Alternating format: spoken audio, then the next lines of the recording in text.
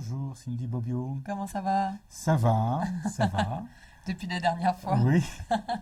Donc, la dernière fois, vous nous avez parlé des compléments alimentaires, les vitamines, les probiotiques, minéraux, propolis, mais vous n'avez pas cité les fleurs de Bach. Pourtant, vous êtes un spécialiste des fleurs de Bach. Est-ce que ça veut dire que l'homéopathie et les élixirs floraux ne sont pas indiqués dans le cas de la maladie de Lyme? Ben, j'ai fait un oubli, hein. Un peu désolé, oui. Alors, c'est vrai qu'il y a des urgences dans la maladie de Lyme, mais et on a vu la difficulté qui était de choisir les méthodes naturelles. Mais oui, j'aurais absolument dû parler des élixirs floraux et des élixirs minéraux et de l'homéopathie. Donc je vais essayer de rattraper mon oubli. Alors déjà, les fleurs de Bach sont, on va dire, indispensables parce qu'elles vont permettre de rééquilibrer le système émotionnel. Donc Bach a mis au point un certain nombre de remèdes, 39. Il y a d'autres thérapeutes, d'autres chercheurs qui ont mis au point d'autres fleurs, d'autres élixirs. Moi-même, j'en ai mis au point 7.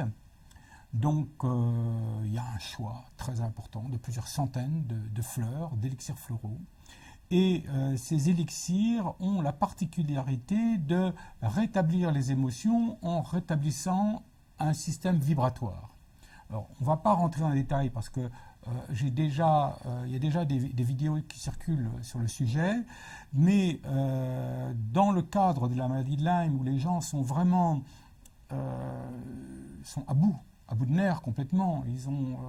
Ils souffrent énormément, ils ne sont pas entendus par leur entourage, ils ne sont pas entendus par les médecins, donc ils sont en panique. Donc il y a énormément d'émotions à essayer de contrôler, de réguler. Et il y a aussi des choses qui vont remonter, de l'enfance. C'est-à-dire on va se poser des questions sur soi, des questions existentialistes. On va se poser la question, mais pourquoi ça m'arrive à moi ? Quand on va trouver la solution, quand le thérapeute va trouver la solution de la maladie de Lyme, la question, ça va être, mais pourquoi on n'y a pas pensé avant? Et pourquoi personne ne m'a aidé? On est dans un questionnement permanent. Il y a autre chose qu'il faut savoir, c'est que les malades de Lyme sont à un niveau de douleur et un niveau de stress émotionnel tel qu'ils n'ont plus d'envie. Ils n'ont plus ni l'envie de vivre, ni l'envie de mourir. C'est-à-dire ils sont dans une espèce de no man's land. Alors, les fleurs de Bach vont permettre de jouer, de rétablir les choses petit à petit. Alors, par exemple, alors là, je ne vais pas toutes les montrer, hein, il y en a déjà quelques-unes sur la table, mais je prends un crabe apple, par exemple. Les gens qui ont la maladie de Lyme, c'est parce que leurs défenses immunitaires se sont écroulées d'un seul coup, la plupart du temps. Et elles s'écroulent d'un seul coup quand il y a eu une émotion très très forte, quand par exemple il y a eu une humiliation, une perte d'emploi, ou une rupture amoureuse ou quelque chose, voilà, où la personne se sent diminuée, c'est-à-dire sa personnalité a été écrabouillée. Et là, on a par exemple le crabe apple qui va permettre de lutter contre ce sentiment d'humiliation. On a d'autres plantes. On a par exemple pistachier. Alors pistachier, là, je le montre en gros pot parce que c'est moi qui l'ai préparé dans la garrigue du côté de Nîmes. Il est bien sûr en petits flacons comme ça. Là, c'est ma base. Qui a un peu la même chose, qui a ce sentiment de honte quand il y a une rupture, où on ne comprend pas pourquoi ça nous arrive, il y a un sentiment d'injustice complètement. Et dans la maladie, il y a ce sentiment d'injustice qui est très très fort. On a aussi, par exemple, pour lutter contre les peurs, alors on va avoir des peurs qui vont être des peurs presque irrationnelles, on va avoir peur de tout. On va avoir des peurs du moindre tremblement. Dans ce cas-là, on va prendre Aspen, qui est un remède du docteur Bach. On va aussi avoir des peurs qui vont être des peurs pathologiques, la peur de rentrer dans le métro, il va y avoir l'agoraphobie, la claustrophobie, il va y avoir toutes ces phobies qui vont monter, qui vont être très prenantes. Et dans ce cas-là, on va pouvoir prendre Mimulus. Alors, il y a différents livres. Là, il y a par exemple un de mes ouvrages, le guide des fleurs de Dr Bach. Donc ça, c'est en édition reliée, mais il existe en édition de poche. Il y a d'autres livres, des livres sur les fleurs de Bach. Il y en a des dizaines et des dizaines. Ça va aider les personnes à trouver, mais sachant que c'est très difficile de se soigner soi-même d'une manière générale. C'est encore plus difficile quand on a la maladie de Lyme. Et en ce qui concerne les fleurs de Bach, il faut la plupart du temps avoir travaillé, on va dire, avec quelqu'un. Alors ça, c'est pour les fleurs de Bach. Il y a dans les élixirs, on a les élixirs minéraux. Alors dans les élixirs minéraux, je vois par exemple là, on a la tourmaline, on a, bon là ça c'est un mélange, mais on a là, c'est la lazulite, on a la rhodonite, on a le quartz, on a l'or, il y a, disons, une bonne quarantaine, cinquantaine d'élixirs minéraux qui sont très proches de produits homéopathiques qu'on appelle des dilutions en lithothérapie décalatrice. Et les élixirs minéraux ont la capacité, outre le fait que c'est la plupart du temps tiré de pierres précieuses, les élixirs minéraux ont la propriété de stimuler l'organisme pour que l'organisme puisse récupérer le minéral manquant. Alors je donne un exemple, par exemple le zinc. Le zinc, on peut très bien manquer de zinc ou avoir les symptômes comme si on manquait de zinc. Et si vous prenez des compléments alimentaires de zinc, il y a deux problèmes. Le premier, vous allez vous apercevoir dans les analyses que vous avez les symptômes comme quoi vous manquez de zinc, et en fait, dans les analyses, vous ne manquez pas de zinc. Donc il y a quelque chose de bizarroïde. L'autre chose aussi, c'est que si vous prenez du zinc, le zinc est antinomique du fer. Donc vous allez faire fuir le fer, ou l'inverse. Donc il y a une difficulté particulière. Alors qu'avec les élixirs minéraux, si vous prenez en lithothérapie décalatrice ou en élixir minéral blinde est le minerai de zinc, est un des minerais de zinc, qui a une structure ionique bien précise et qui va amener l'organisme à lui-même chercher le zinc dont il a besoin. Donc là, on a des choses qui sont très très très précises, et il faut naturellement travailler avec quelqu'un qui connaît les choses. Et on ne peut pas soi-même. Il y a des livres, il y a le livre du docteur Tetto qu'on trouve encore. Il y a différents livres sur la lithothérapie décalatrice. Bon, moi j'en parle dans mon livre, dans l'édition en poche, pas dans cette édition-là, mais dans l'édition en poche, j'en parle. Donc on peut s'y intéresser soi-même, mais s'y intéresser soi-même pour aider quelqu'un d'autre. C'est très difficile de s'y intéresser soi-même pour se guérir soi-même. Alors ça, on a déjà vu les fleurs de Bach, les élixirs floraux autres que Bach et les élixirs minéraux. Et puis, il y a en homéopathie d'autres choses. Il y a les fameux petits tubes que tout le monde connaît. Il y a des remèdes sous forme alcoolique. Donc, il y a des centaines et des centaines de remèdes. Alors, on ne peut pas tous les citer. On peut voir quand même que j'ai remarqué que pour les gens qui ont la maladie de Lyme, puisque c'est le sujet, pour les gens qui ont la maladie de Lyme, il y a le Tarantula hispana. Alors après, le dosage, il faudra jouer entre du 9, du 15 ou du 30 CH, sachant que le 30 CH est très dilué, mais peut provoquer des choses qui sont pas forcément pas des effets secondaires, mais bon, ça peut provoquer des réactions non souhaitables. Donc il faut le faire aussi avec prudence. Mais le 15 CH ou le 9 CH, on peut tenter le Tarantula hispana. Alors ça existe aussi sous différentes formes. Là, il existe sous forme liquide. Ce que j'ai dit dans une autre vidéo, c'est que pour renforcer ces petits globules-là qui sont plus très bien dynamisé, il faut dire ce qui est, parce que c'est fait mécaniquement, c'est fait industriellement, c'est fait par des robots.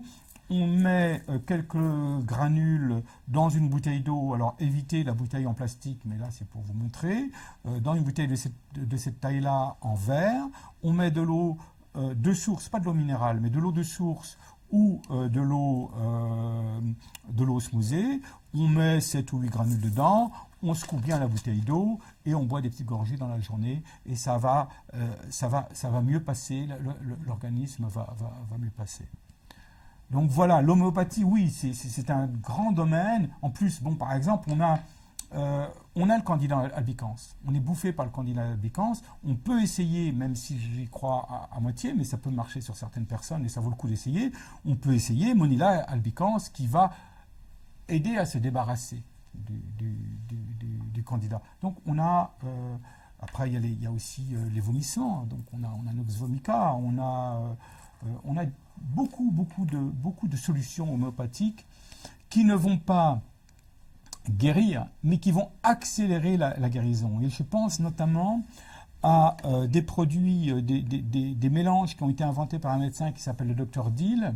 Malheureusement, on ne trouve plus ses livres, on ne trouve plus ses produits, etc. J'en ai quelques-uns, donc il suffit de m'envoyer un petit mail ou me poser des questions. On a un produit qui s'appelle par exemple le PLPX 51, qui est un mélange de 8 plantes et qui a la capacité de renforcer l'efficacité des autres remèdes homéopathiques. Donc moi, je l'appelle accélérateur. Le docteur Dill appelait ça le PLPX 51. Voilà. Bon. Chacun trouve... je trouve que c'est plus joli de dire accélérateur que PLPX. Voilà. Ça, c'est le... Et donc, y a-t-il encore d'autres méthodes naturelles qui présentent un intérêt? Il y en a beaucoup. Il y a par exemple les tisanes, tout ce qui est tisane. Alors les tisanes, par exemple, le Desmodium ascendens est l'une des seules plantes qui permettent au foie de régénérer les cellules du foie. Donc là, comme on a le foie qui est en bouillie avec tout ce que l'on prend et la bestiole les bestioles que l'on a en soi qui attaquent le foie, il faut prendre des tisanes de Desmodium ascendens. En plus, on a des nausées avec les doses de médicaments, donc il faut prendre des tisanes de Desmodium ascendens pratiquement tous les jours. On peut prendre d'autres choses. On a aussi des problèmes de sommeil, donc on peut prendre des tisanes de tilleul. Il y a aussi, puisqu'on parle du foie, il y a aussi le radis noir. En phytothérapie, il y a beaucoup de solutions, que ce soit en phytothérapie précise, que ce soit en phytothérapie sous forme de compléments alimentaires, comme on avait vu. Mais les tisanes ont une efficacité. Le romarin aussi est très très bon pour le foie et tout le système digestif. C'est un purifiant. Donc voilà, les tisanes. Alors qu'est-ce qu'on a d'autre? On a tout ce qui est manuel. Tout ce qui est manuel est très important. Donc les massages, on en avait parlé dans une précédente émission, on avait parlé des huiles essentielles.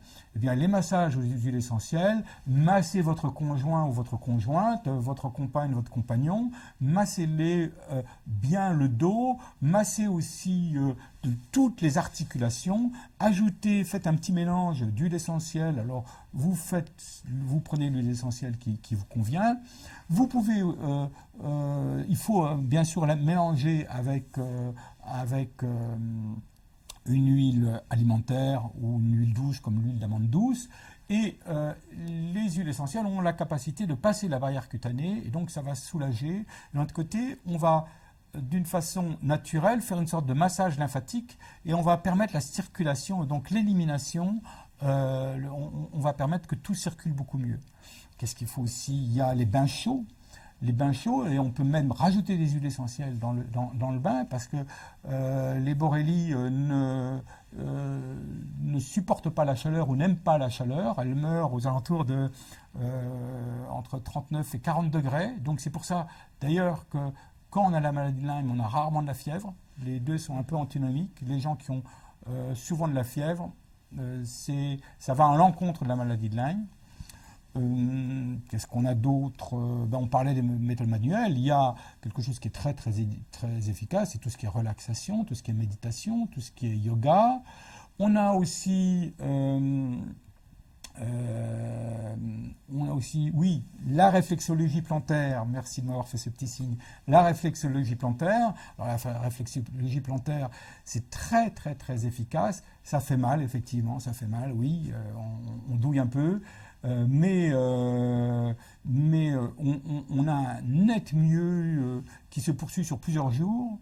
Il y a le thermalisme chaud. Il faut toujours ne pas oublier qu'il faut du chaud. Il faut éviter tout ce qui est piscine, natation, même si vous adorez l'eau. Il faut éviter tout ce qui va vous refroidir. Donc il faut plutôt aller vers le chaud. Qu'est-ce qu'on a d'autre? Le sport. On a le sport, mais le sport à petite dose. Donc à petite dose tous les 2 jours. Parce que ça a un effet, il ne faut pas non plus trop accélérer le système sanguin. Il faut augmenter la température. Donc c'est de la nuance. Il faut un peu de sport, mais pas trop. Et disons tous les 2 jours. Et pas de sport violent, c'est-à-dire pas d'accélération, pas de tennis, pas de sprint. Par contre, du footing, de la marche, du vélo, des choses comme ça. Voilà, ça fait déjà beaucoup de solutions naturelles. Après, on me reproche de dire qu'il n'y a pas de solution naturelle pour la maladie de Lyme. Et là, on a un catalogue complet. Tout à fait. Voilà. C'est très très complet. Merci beaucoup. Merci Cindy. Merci. Merci à bientôt. Paul. À bientôt. Au revoir. Merci.